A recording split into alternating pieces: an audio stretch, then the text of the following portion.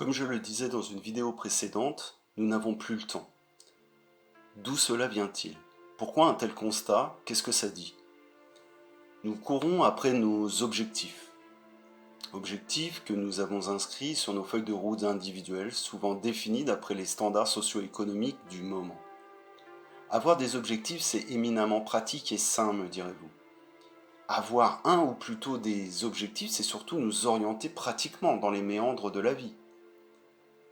Déjà, commençons par enlever le voile qui mène à confondre objectif, but et idéal.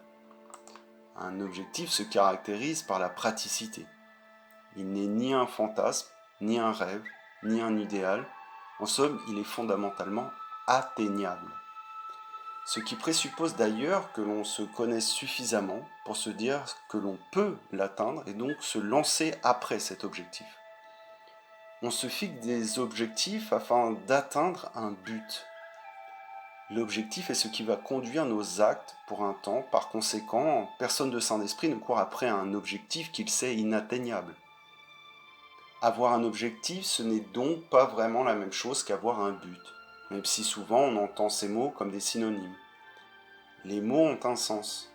Le but est lié à la finalité, et les objectifs sont comme des paliers pour l'atteindre.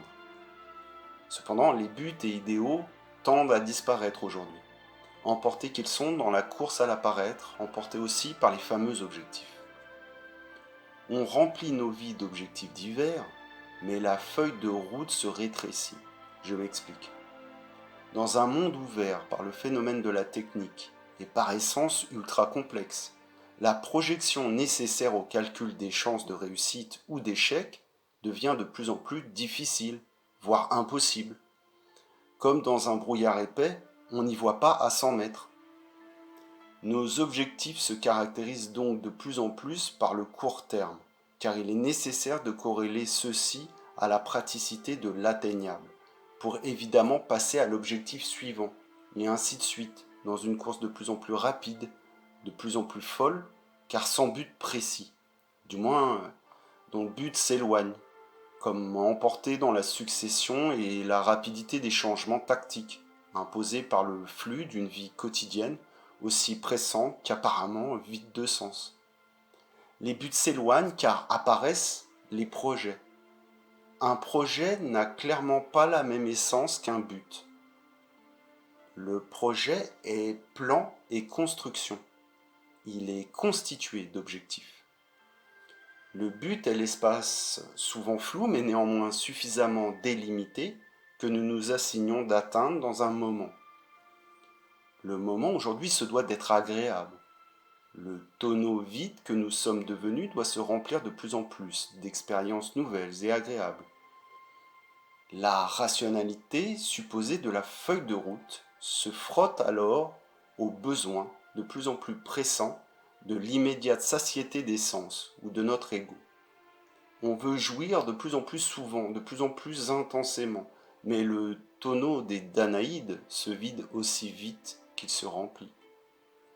Le vouloir tout et tout de suite est l'exigence désespérée, revendiquée comme un idéal impossible, lancé à la vie tel un cri dans la nuit.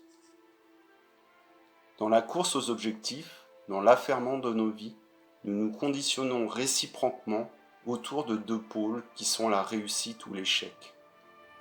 Deux pôles qui définissent notre nouvelle morale. Une morale pauvre, certes, mais une morale pratique qui nous indique le bien ou le mal. Réussir, c'est bien. On est un winner d'un point de vue social ou personnel. C'est le triomphe de la volonté, de la persévérance, la glorification de notre ego, la pleine satisfaction.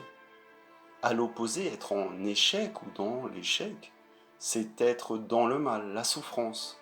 On devient le loser, exposé aux reproches, à la vindicte des autres, ou pire, à leur indifférence. Et par conséquent, pour éviter la loose, on réduit drastiquement ses ambitions. On se contentera de peu, on révise ses objectifs. Pourtant, si on y fait attention, on peut dire que la réussite ou l'échec sont des constats, toujours a posteriori. Ils ne peuvent être annoncés a priori. L'échec ou la réussite d'une mission ne peut se juger qu'après l'action. Mais en même temps, L'échec et la réussite sont paradoxalement les gardiens moraux du nouvel impératif catégorique. Tu dois et il faut qui conditionne l'action. Je dois faire cela pour réussir, ou il faut que je fasse ceci pour réussir, sont autant de projections que l'on transforme aussitôt en objectifs de réussite.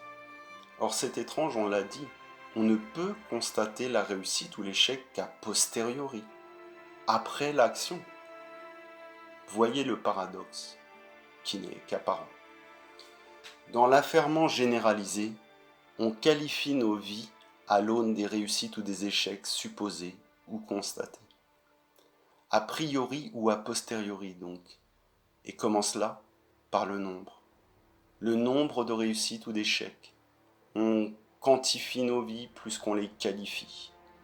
La quantification des succès ou des échecs, c'est notre nouvel étalon, la nouvelle échelle à laquelle on jugera de soi ou des autres. Pourquoi? Pourquoi en est-il ainsi? Parce que dans le monde de la technique, tout doit être jugé à l'aune de l'efficacité productive, même la vie.